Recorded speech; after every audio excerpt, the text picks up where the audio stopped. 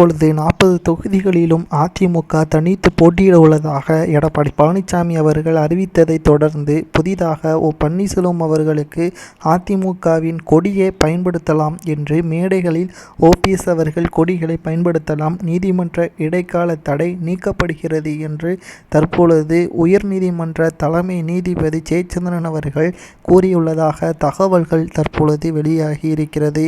இது பன்னீர்செல்வம் அவர்களுக்கு கிடைத்த மிகப்பெரிய வெற்றி என்றும் பாஜக கூறுகிறது. காரணம், அதிமுக பன்னீர்செல்வம் அவர்களின் கையில் வந்தால் மட்டும்தான் அதிமுக தென் மாவட்டங்களில் மிகப்பெரிய ஒரு ஆதரவை பெற முடியும் என்ற காரணத்தினாலும் அதிமுக பாஜக கூட்டணி கிடையாது என்று எடப்பாடி பழனிசாமி அவர்கள் அறிவித்ததின் கடுப்பின் காரணமாகத்தான், கடும் கோபத்தின் காரணமாகத்தான், பழிவாங்கும் நோக்கத்துடன் பாஜக தற்பொழுது பன்னீர்செல்வம் அவர்களை பயன்படுத்தி வருவதாகவும் அரசியல் வட்டாரங்களில் பேசும் பொருளாக மாறியிருக்கிறது.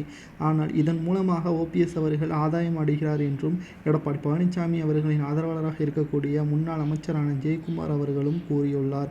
உண்மையில் இரட்டை இலை சின்னம் பன்னீர்செல்வம் அவர்களுக்கு கிடைப்பது மகிழ்ச்சிதான் என்றும் தமிழக பாஜக தலைவர் அண்ணாமலை அவர்கள் தற்பொழுது பேட்டி ஒன்றையும் அளித்திருக்கிறார்.